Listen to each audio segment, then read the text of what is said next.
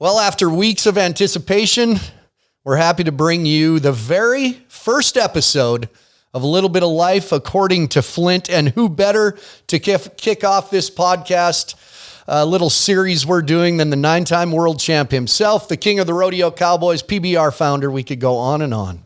But most of all the things he's done in his career, he recognizes that being the first guest on the podcast, According to Flint, is probably the highlight of his career. The one and only Mr. Ty Murray. This is a big moment for you, Ty. I can tell. Well, I'm flattered that you chose me, Flint. You've kind of become the Jay Leno of the rodeo world, and I feel honored. You know, I tell when people ask me what I did as a kid and influences, I'll tell them that I used to sneak down the stairs and watch Johnny Carson around through the banister of the staircase when I couldn't sleep. And most people that I'm associated with are too young to know who Johnny Carson was. Doesn't mean anything to them. I was thinking when we set this up through my rodeo career, and I'm thinking, when did I first meet Ty? And I'm not going to go with when I first met you, but the first time I saw you, I had just finished college. I was student teaching. I student taught in the fall of 1990, and my parents took me to Vegas to the NFR. And I was so excited. Here was Ty Murray, and I think the first performance we went to, and you maybe remember this, a horse rolled on you or got down in the chute on you, and you were out the rest of the week. Am I right? Was it the bareback ride and saddle bronc ride? That was the ninth round.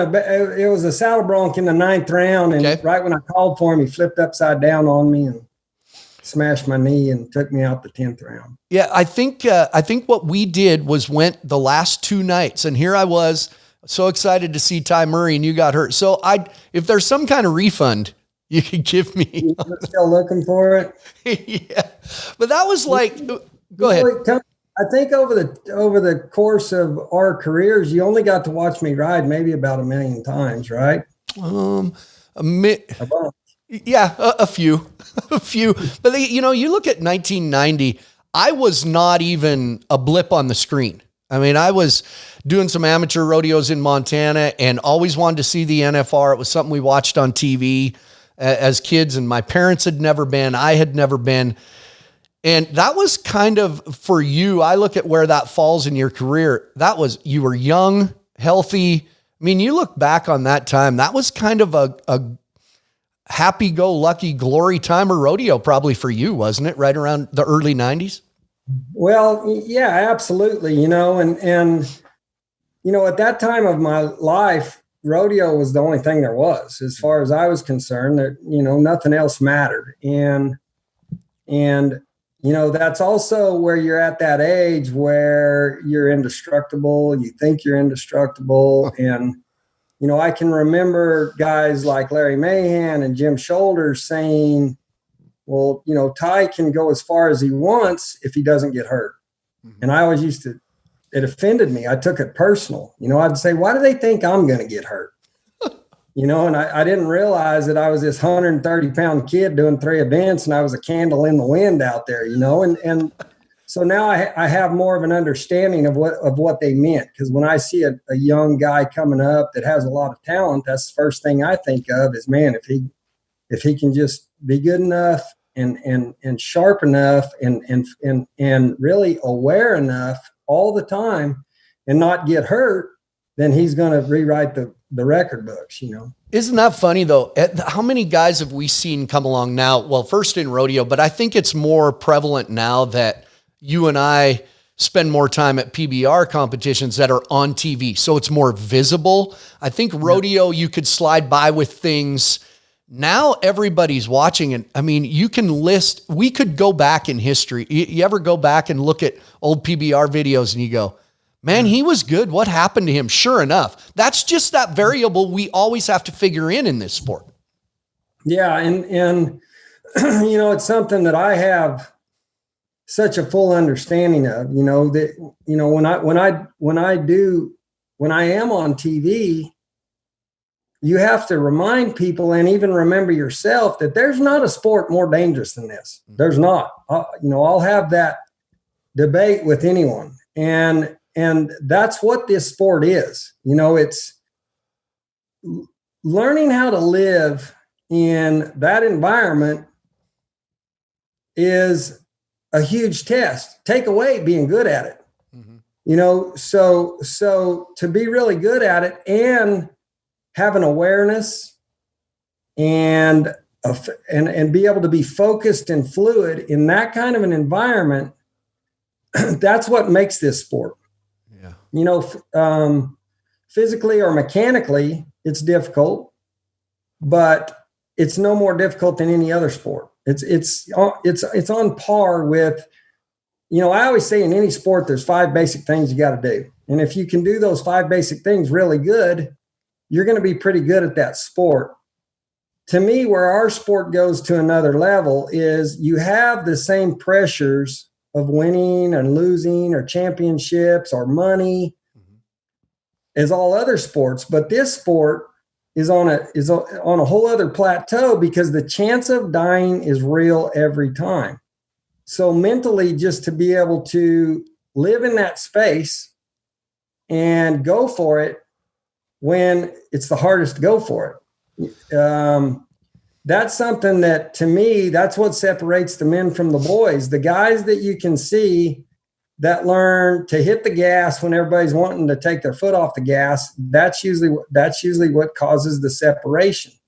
And it's a very hard thing to do. And it's not by accident that I had a family late and a wife late, because I couldn't go to the world's most dangerous job every day and put my foot on the gas when every fiber of my soul was telling me to take it off if I had a wife and baby at home waiting on me. Is it harder for guys? We see young guys, and I know a discussion we have in our locker room with guys, with the bullfighters, because they're right up there close. And the thing they bring up is not so much guys early in their career worrying about injuries, but coming back from an injury. And I have asked so many bull riders this question, and bareback riders and saddle bronc riders, in interviewing them. And I'll ask you that. What's harder to come back from an injury? And I think I know the answer. Is it the physical? You tear a groin, you get a concussion, you tear up your shoulder. Is it harder to come back physically, or is it harder to come back up here mentally to like you say, put your foot on the gas? I would think it's mental. And for the most part, guys will say that. Yeah. So for me, it wasn't really the mental side of now I'm scared, because this stuff was scary to me all the time. And I'm being as serious as I can be and as honest as I can be. It's always scary. That's what this sport is.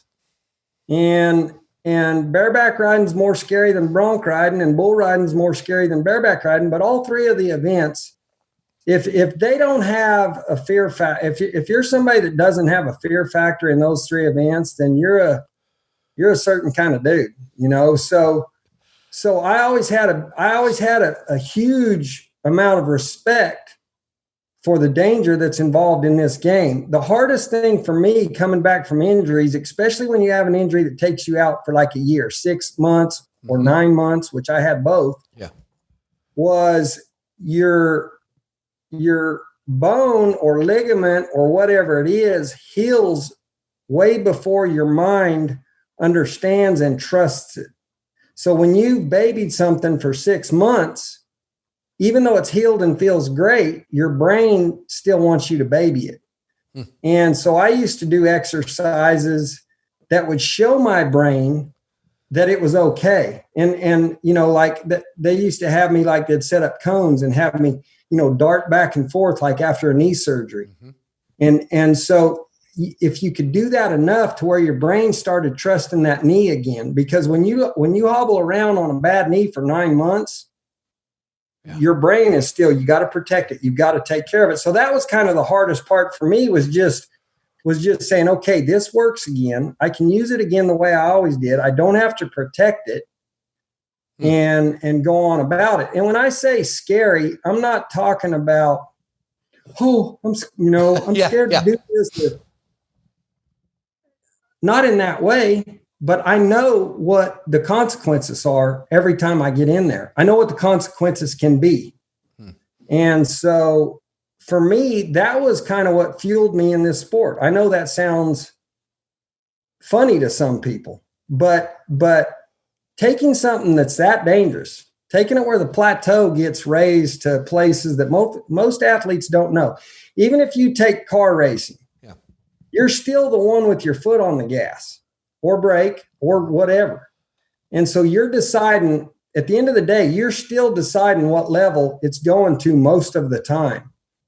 Where in riding bulls or bucking horses, they're the one with the throttle. So they're kind of deciding what level it's going to go to. And then it's up to you to have the focus and mental toughness to say, I'm ready right now. How far are we going? And to me, that's kind of the essence of what the sport is. So, I see guys sometimes that say, I'm going to nod and I'm going to kind of feel out where this is going. Those guys aren't going to be the champ. I can promise you. Right. When you look at a JB Mooney, or you look at a Jose Vitor Leme, or you look at a Jess Lockwood, they're right there saying, you take it to the level, I'm going with you right now. Mm-hmm. And, and that's all mental. And I think that's where I think that's a big part of where championships are won or lost. In the literal, taking the meaning of what you just said in the literal meaning of it, I think that translates, and I think you've talked about this, guys who take a long time in the chute and they rattle around making sure everything's right. To me, when I'm watching from my standpoint where I am, I'm thinking, not going to happen. We've seen it. Silvano Alves, he rides really good when he doesn't mess around the chute. When he stops and he waits, that's it kind of goes to what you're talking about. All right, let's go. A JB Mooney who's 2 feet back of his rope and nods as he's sliding up. He's ready to go all the time. Is that a literal kind of translation of what you're saying, Lou?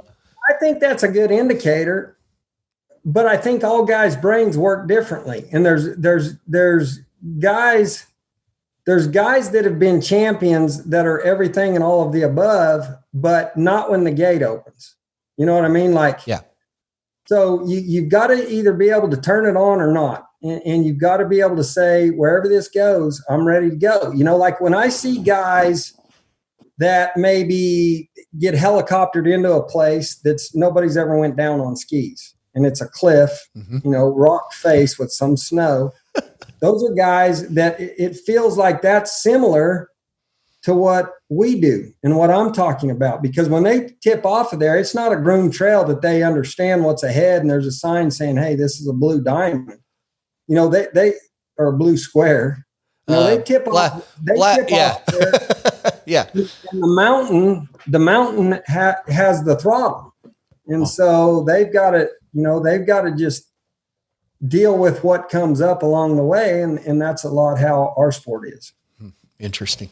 So, it's funny because when you start talking about the mental aspect of this sport, the mechanics are the mechanics. Yeah. It doesn't matter if it's you or if it's me or what, but the mental aspect of this sport to me is tricky to teach or coach, or I think that's the mark of a good coach, because what it takes to get the best out of somebody is going to be different for me than it is for you, or it might be the same, but there's different things that can get guys to that right place, and whatever it is, they've got to find it. They've got to be able to find what it is that makes them say, I'm ready, let's go. I have the confidence. I'm prepared. To me, if I could be in good shape and prepared, that's when I was ready. Your confidence goes down when you're maybe not in the shape you should be in, or practice wise, you're not as prepared as you should be. That's where it gets bad. So you've got to figure out confidence from somewhere. Good stuff. Curious, because I've said this a lot, and through your career, to watch you, we could talk about the usual thing of you were going to rodeos, 3 rodeos, 4 rodeos a weekend, doing 3 rough stock events. And to see people do it now, I can't imagine seeing somebody do it now. But what really, yes, you said bronc riding was scary. Bareback riding was scarier, and bull riding was scarier than both of them. But I've always said, I've thought watching bareback riding, and that was always my favorite. My two favorite events to watch at the NFR are the bulldogging and the bareback riding. Always wanted to be a bareback rider, but I was scared. And so is bareback riding tougher on the body overall, do you think, than bull riding with what it does? It's physically demanding almost every time. Yeah. Even when you're on a good horse making a good ride, it can still be very physically demanding. Bull riding can be hard on you when you don't do it right. But when you do it right, it's literally the coolest thing in the world, because you're taking something that's so difficult and so scary and making it look effortless and like nothing. And that, that's really a big part of the essence of it is, it doesn't beat you up every time, but it can beat you up bad when you make mistakes. And bareback riding it's pretty physically demanding regardless, unless, and if you have something sore, it's definitely physically demanding every time. Like if your elbow's bothering you, even on a really nice horse and you're making a really great ride, you're going to feel that elbow. Just because bareback riding kind of goes against the nature of everything that has to do with riding. Yes. There's no, you're fighting nature in bareback riding, where in bronc riding and bull riding, you are trying to have counter movement that smooths things out. And so, speaking of, you say it goes counter to everything riding. I remember talking to Casey Field, world champion bareback rider, who I thought for quite a few years until he had some injuries, and he's still world class. I always thought he was I always said he's a gear ahead of everyone else in the bareback riding. And I talked to him about it one time, and he said, he thinks, he grew up, his dad, Louis, was a great cowboy in every sense of the word, a cowboy. Yeah. We've talked about Louis Field. And Casey always told me he thought he did good in the bareback riding. And I know horses are a passion of yours, and how everything with horses. He always said, I'm better than everyone because I'm a horseman. I grew up from a kid. I can read when they're going to switch leads, what their shoulders are doing. And he always thought that was an advantage. I would think bareback riding, but mostly bronc riding, the better horseman you are. I remember when I wanted to be a bareback rider, and my older brother, who was a better cowboy than I, said, you can't be a bareback rider. You can't even ride a damn horse, And I thought, what does that have to do? That's an interesting point by Casey, though. Well, I think things that help you, like knowing how to feel what's coming is obviously a big deal, but it also really helps you to understand a horse's nature when you get in the chute. You'll watch one that is scared in there, and you get a guy in there that's scared because he's scared, then that's putting gas on a fire, So when you can get down in there and they feel a relaxation from you, it translates, it transfers right down into the horse. And that's, that's another benefit of being able to understand a horse and how their nature. That's every horse. How often do ladies work their barrel racing horse at home, and that sucker could be in the parade, and when they get ready to go in that gate, that horse won't go in the gate because their heart rate's up and they're tense. And it's amazing what horses can feel, isn't it? Like they can feel your heart rate almost. Absolutely. They feel your thoughts. Absolutely. And a big part of horses not performing the way that they could is they're getting drilled a monkey trick into them in a lot of sport type events. Mm-hmm. So there's not true communication. It's more of a monkey trick that you've drilled into them a lot. Huh. And they have to fill in a lot of blanks. And what I have found through horsemanship is when you can provide a steady stream of information to the horse 100% of the time, a subtle, steady stream of information. And it takes the guesswork out of it. It takes the anxiety out of it. And they're more like a little kid that's holding on to your belt loop at the supermarket. They don't really have a care. They're just following along. And that's, that's where people's problems come in is At home, they've done it 1,000 times in that environment, in that arena, and they don't have any anxiety. When their cortisol gets raised and they're like, okay, I drive part of the time. That makes me nervous. I got to fill in this blank.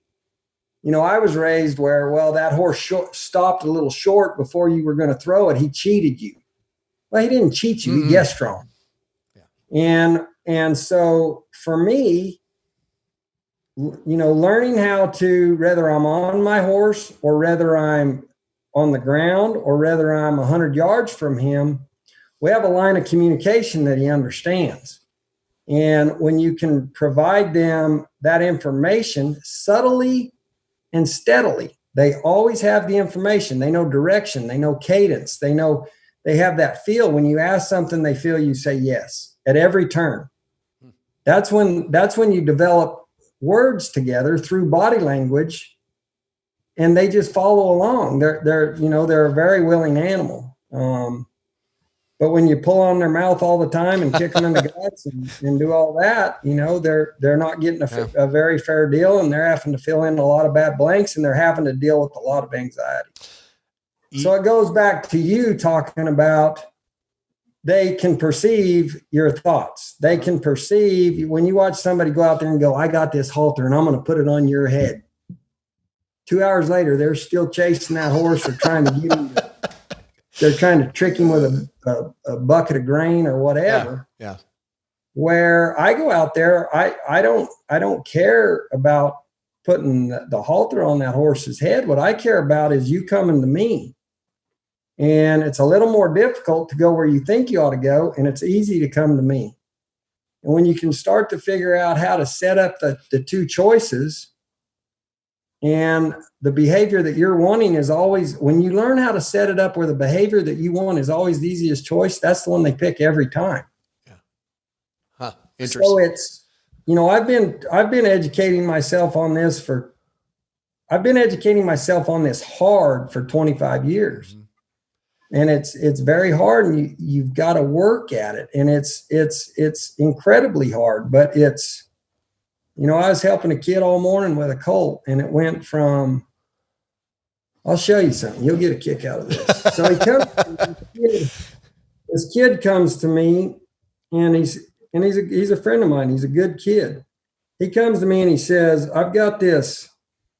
He's starting colts is what he's doing. And he goes, I got this one. He goes, it's a disaster.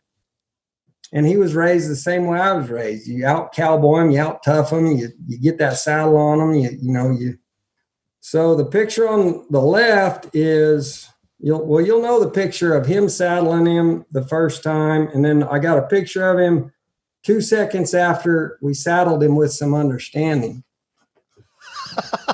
So so the one I'm looking at where he's blowing up, how far apart what's the time on these pictures? 3 days, maybe. 3 days just because he didn't get over here for 3 days, but that was probably 3 days apart. And that's when you just, you have a colt and you slip around and you steal everything and you sneak and you steal this and you steal that. And then you put the saddle on. And then, the horse was on his own because this kid's filming. Good point. This horse is getting zero information, and he knows that. And he thought he was going to die, and he did everything he could to live through it. Do you have any old bucking horses on your place right now? I know you got a passion for that. I don't have any left. I started retiring famous bucking horses probably about 27 years ago. Mm-hmm. And I've retired a dozen great ones here on the ranch. And, I just kick them out and they got the run of the place. And I take care of them if they need it. If their teeth need something or their feet need something, or, I'll worm them once a year. But for the most part, I just try to let them just have a good retirement. It's something I enjoy, just having them out there and watching them. And they're all buried along the Bosque River runs through the middle of this ranch. And I got them a cemetery there along the banks of that river. And it was just really, it was just a really fun hobby because all them horses, they've been around, they've been all over. They've been to the NFR a bunch of times and everywhere in between. And I've had ones that were dog gentle that would try to follow me into the saddle house and want you to brush them. And I've had other ones that will take the cookie and then try to kick you. So when I just let them all be. When I decide to retire, can I kind of just come and have the run of the place and you'll take care of my teeth and my feet and whatever, give me a cookie once in a while. And we got a deal there. Are you getting close to that, or are you going to hang in there a while? I'll tell you this. I think this year bought me another year. I think I got good rest. I got good rest this year. So I think I'm good. Change gears a little bit here because I'm passionate about this topic in debating, not so much debating people, but a little bit being the antagonist of it. I think cowboys are in a tough spot. You and I have talked about money in this sport and what you made and what your endorsement type things were. I think cowboys are in a tough spot where people say all the time, rodeo cowboys should make more money. But then when rodeo cowboys make more money, oh, now they're going to act like all the other athletes, or now they're spoiled, or they're a sellout. I think cowboys fall in a real tough spot in between where people would like to see cowboys make more money, but then for some reason it makes them not cowboys anymore. You run into the sponsorship deal. Well, now they're making all this money to show up. Now they don't try as hard, which I think is BS. I think winners win no matter what. But they are. Cowboys, it's a tough spot to be in for our culture and the way we were brought up. My thoughts are always that I don't feel that way. Personally, I don't feel if a fighter, say there's a huge fight, pick whoever two guys there is, and there's a huge fight, and it generates $1 billion. Mm-hmm. It's not my place to say they're getting paid too much. If anything, sometimes I think they might not even be getting as much as they, as much as what's fair for how much they've generated. Mm-hmm. But what I don't like is when you take two fighters and say, we're going to pay you both $50 million. Right. I would rather the winner get $100 million. And to me, that's the essence of sport. You're going to see a different fight if the winner gets $100 million as opposed to both of them getting $50 million, win, lose, or draw. And so in the decisions that I've been involved in with the PBR, it's always, we want to try to get these guys to making as much as we can, but they got to go earn it. Mm-hmm. And I think that's, I don't want to watch a athlete that's guaranteed the day he gets out of college $250 million and watch him, and I agree that winners win, but I would rather see him go out there and make it every day. If you go out and throw 5 interceptions, it doesn't really matter. Your $250 million is coming in just the same. So I just feel like for the integrity of sport to be intact, just like everyone else in the world, you got to go earn it every day for the most part. You want me to answer your phone for you? Or yeah. Who was it? Was it anybody important? Who just called you? It was a guy at the tractor dealership here in town. Oh, okay. I got a piece of equipment getting worked on. I'll continue what you said. I think I get a lot of fans saying bull riders should make more money because they're doing something very dangerous. But it comes back to what you said. Income is related to what you generate and a demand. So until the fan base and the TV deals are generating hundreds of millions of dollars, it is not, you shouldn't get paid more because you choose to do something dangerous. There has to be something that you're generating.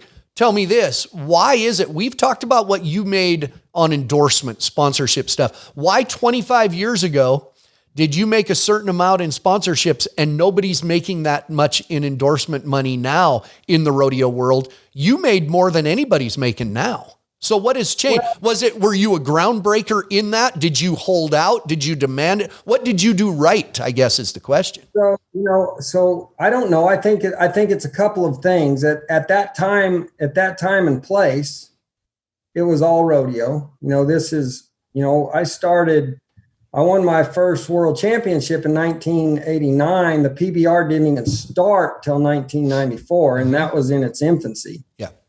So at that time, that was the biggest part that we had. And what I was doing, I was doing the 3 sexiest events. Yeah. I mean, really, when you're looking at it from a fan standpoint or a sponsor standpoint, the bucking, the bucking events are they're a little more attractive. Possibly, I think more people can be excited about them or enthralled by them, where they don't understand what it takes to be Trevor Brazil good. And a lot of times they don't understand what it takes to be good in riding a bull either, but there's an excitement and a wow factor there. So I think that's part of it. I think the fact that I was doing it in 3 events was part of it. I think the fact that I was winning the all around every year was a part of it. And the fact that I did say no a lot was a big part of it. And and that's not because I'm some genius. I had help along the way. Larry Mahan took me under his wing when I was 13 years old, and I went and lived with him for a summer, and he always was checking in on me. And when I went and lived with him, really in our lifetime, he's never taught me one thing about riding. He's never said one word about anything about riding. But he did bring me in when I was 13, and he put me in situations that taught me how to deal with people. He put me in situations where, he'd be doing an interview and he'd say, "This kid right here's who you ought to talk to." And the reporter turns to me and I'm sitting there going, and so he started showing me that it was important to, he taught me when somebody asks you about that bull ride, everybody says, "Oh, I kept my hand shut. It worked out good." Well, that gives nobody anything. And Larry taught me, he said, these people don't know, everybody listening has no idea what it's like to even set on a bull. So it's important for you to explain what it's like, explain what you experienced, be truthful about it, tell them about it. And when I was that age, everything was cowboy. If it didn't have to do with being a cowboy, I didn't care.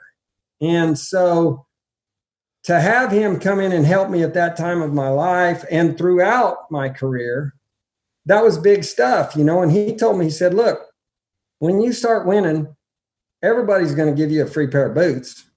Everybody's going to give you all the shirts you can wear or whatever it is, He goes, if you don't feel like it changes your life, I wouldn't do it." And that was advice that made a huge difference to me. Now, a lot of things have to fall into place for that to work.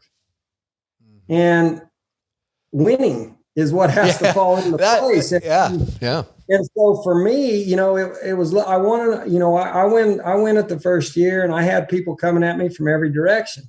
They'd be like, "Hey, we'll give you all the shirts you want or the boot, or whatever." And I would keep saying no. I'd say, "No, that's okay." Well, then I'd win again. Well, the next time they'd come, there was a better offer, and I'd say no again, and then I'd win again, or I'd win more. I'd keep winning, and they would keep coming back until I felt like it was something first that I believed in, and number two, something that would help to change my life. Because I wasn't the kid that thought, "Hey, you become a world champion and everything's answered and you're rich." I'm a 5th generation cowboy. I've been around cowboys and world champion cowboys and stuff since I was a little kid. So I didn't have stars in my eyes that said you're going to win a world championship and then it's easy street. So I knew that I had to make good decisions. I had to take care of my money. I had to put my money in the right places. And and I wasn't the guy that said, oh, I won this, I'm going to buy an Escalade. Now I won that, I'm going to buy, I'm going to trick out my house with a sound. I was never geared towards that. I knew that I needed to save my money and put it in the right place. And ultimately I wanted to own a ranch. I bought this ranch when I was 25. Huh. How big is it? How big's your ranch? It's almost 3,000 acres. Huh. Yeah, it'd be, I look at, there's guys that are doing it right, investing in ranching. I know Jess Lockwood does that, and I don't get too much into it. I invest in ranching. I invested in land. Right. Yeah. And so again, I'm no rocket scientist, but it's supply and demand, and I know they're not making any more land. That's what they tell me. and it's been a good thing for me, but I've definitely had help along the way. And throughout my life, really, I think, I worked at it hard. I loved it. I had the right body for it. I had the right family for it. I had the right upbringing, but there was also a lot of luck. I had a lot of help. I had great parents that supported me and understood what I was going for. I had guys like Larry Mahan that understood what I was going for. I got in with the right guys at a young age, traveling with Cody Lambert and Lane Frost and Jim Sharp and Tuff Hedeman, that I was exposed to all the right stuff, so a lot of it was luck and learning attitudes and expecting to win and all those things. It just seems like at every turn in my life, it's a lot of it's been based on decisions, but some of it's been luck as well. We in this sport, I think, go through, JB Mooney's always been confident, and people say, I don't like him, he's cocky. I've had a lot of young guys call me on the phone and say, what do you do for sponsors? How do I get sponsors? I say, for one, you're not wearing a patch on your shirt. You're endorsing a product you believe in. That's part of it. But the first thing I always tell them, and you just brought this up in talking, kind of to circle back to it. I tell them right away, be good, work your ass off and be good. It doesn't do you any good if you're not good.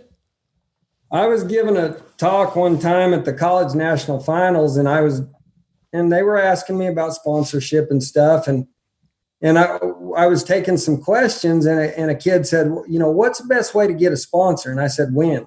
Mm-hmm. And he said, whenever. And I said, no, W-I-N, win. Yeah, whenever. It doesn't matter. I had a friend of mine say, man, I could put a sign on my trailer. Do you know how many people see that sign driving down the road on that trailer? Why don't they pay me this much? And I said, because nobody knows who you are. I want Ty Murray to tell me what boots to wear. I want JB Mooney to tell me what side by side. I mean, that's what ingrains in people's head. It's funny, the mentality on that. I mean, not to beat it down, but it is interesting when you tell. I had somebody say, man, Flynn, I want some tips. You seem to have all these good rodeos. I want to know how you suck up to all these committees and get these good rodeos. I said, I have these good rodeos because I'm better than you. And I mean, he walked away. Well, yeah, I was. I mean, something that I feel is really important is, I took a lot of flack for having an agent. Mm-hmm. And I pretty much took flack through my whole career. You're a big shot. Oh, you need an agent. Oh, we can't talk to you. Well, it wasn't about being a big shot. It was about two things. It was about, one, I wanted somebody that was a lot smarter than me handling the deals and the contracts and all of that stuff that goes into it. But even more importantly than that is it was very important for me to be able to keep my focus on winning and keeping my focus in the arena. And whenever you start doing like a JB Mooney or a Jose or a Jess, people start coming, out of the woodwork and, hey, you want to do this deal? You want to do that deal?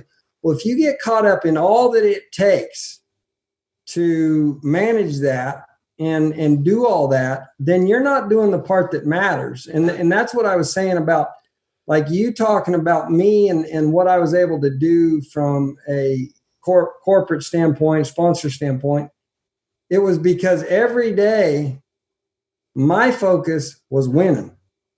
And that, to me, that's all of it. Like I just had to keep winning. And as I kept winning, then that part of my business got a lot better. Yeah.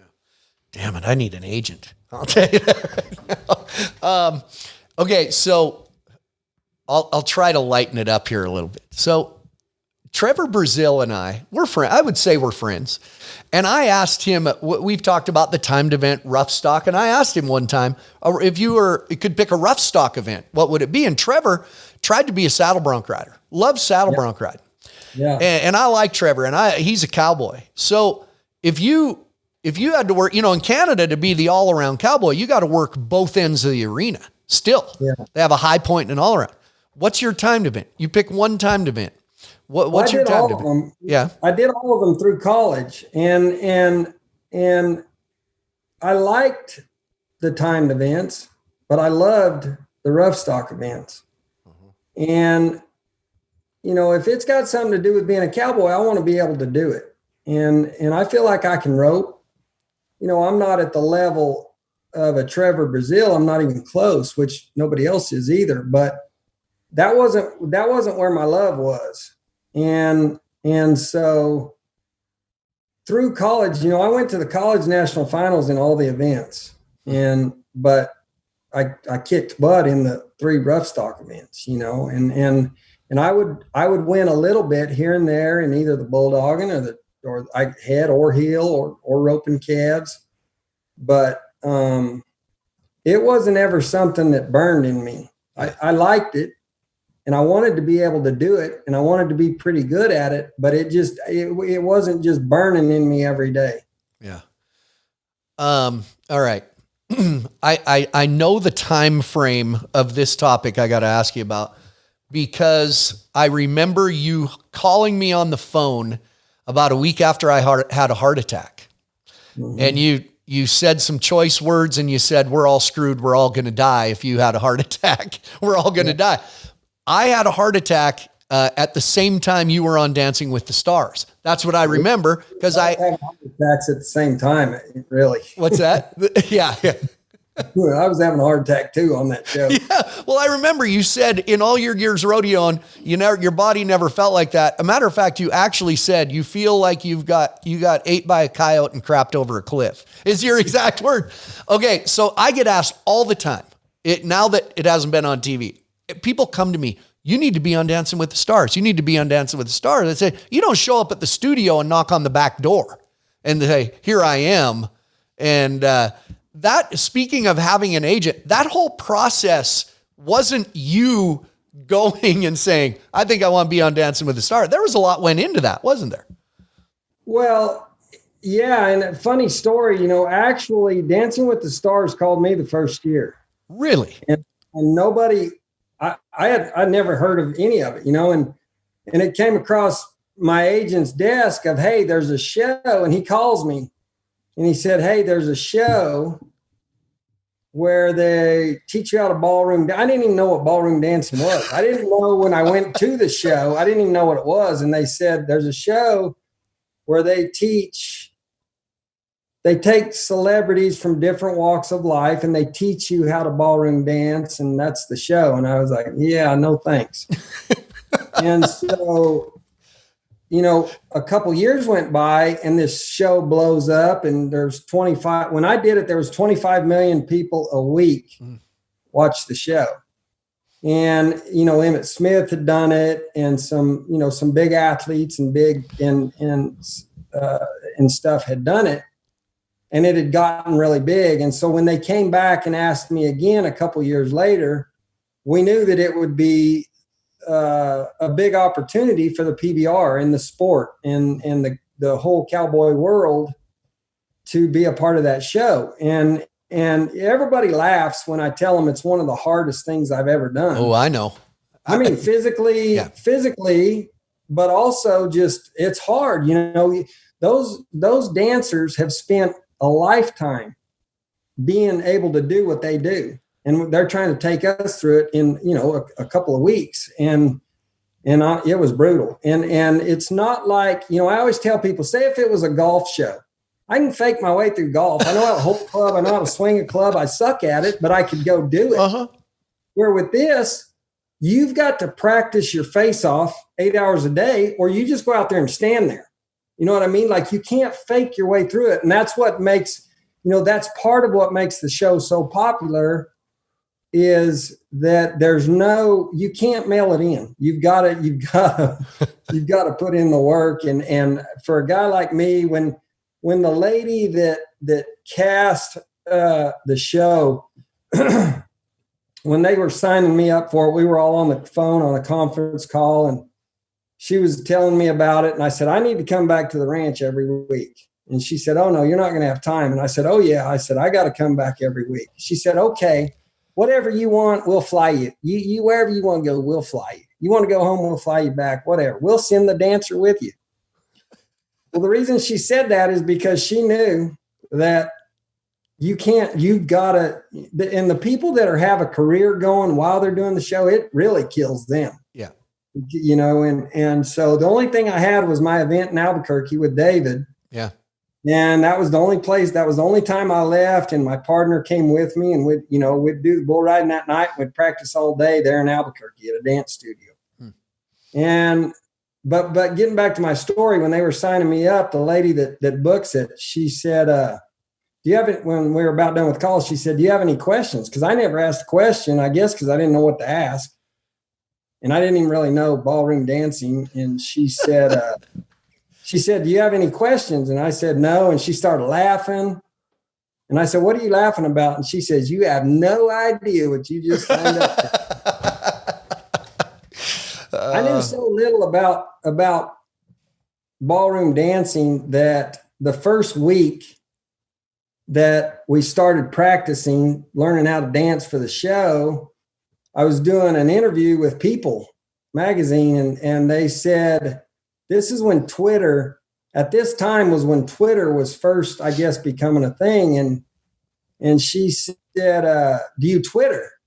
And I said, no. I said, so far, all I've learned is the cha-cha and the quick step. I thought Twitter was another, I thought that was one of the kinds of dances that I was doing. Oh, brilliant. Well, yeah, I've told people, you got to understand, if I was on Dancing with the Stars, I wouldn't be working here every weekend, doing PBR. You just can't do it. And listen, before I let you go, Oakley, your little girl, Oakley, you're going to pay for that. She's a little Thai. She swims like a fish, no fear. She's around there. Is Case around? Your boy Case, he always says, yo, smell you later. Is he around too? You got them both there at the ranch right now? Both here right now. We celebrated Case's birthday is July 11th, but he was with his mom. Mm-hmm. But we celebrated it here at the ranch yesterday, and we had a big party for him, and we had probably, a bunch of his little friends over here, and had a pool party and had a great time. Well, tell your wife Paige and Oakley and Kate. Tell Case I'll smell him later. Yeah, I'll do it.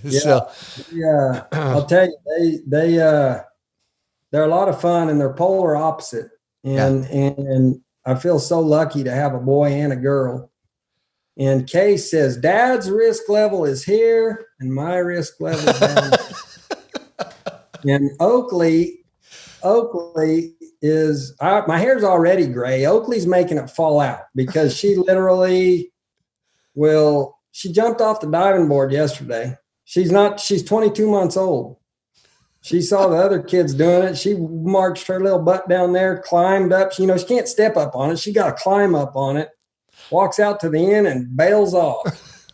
And that's just kind of how she is. And they're born that way. Case is a sweet, good boy, and Oakley's wild as hell. And the other day, Paige was telling her not to touch the stove, and she wasn't listening. So Paige hit her hand like that, hit it pretty hard, kind of smack it. Said, Oakley, you can't touch the stove. And she turned around, looked at Case, and she went. Well, listen, I appreciate your time. We've been working on this, putting out a podcast, and I just want you to know when we, the gang here of 4 of us, when we sat down and said, who would kick this off. We're using every walk of life, athletes, musicians, comedians, actors. But we said when we do this, there's only one guy that can kick off a good podcast that I'm doing, and that was you. So we appreciate it. I appreciate that, Flint, and appreciate all you do for our sport and for the Western way of life and the Cowboys in general. And I was glad to be a part of it. You bet. Ty Murray, 9-time world champ, Pro Rodeo Hall of Famer. Thanks, buddy. We'll see you soon. Okay. Sounds good. All right.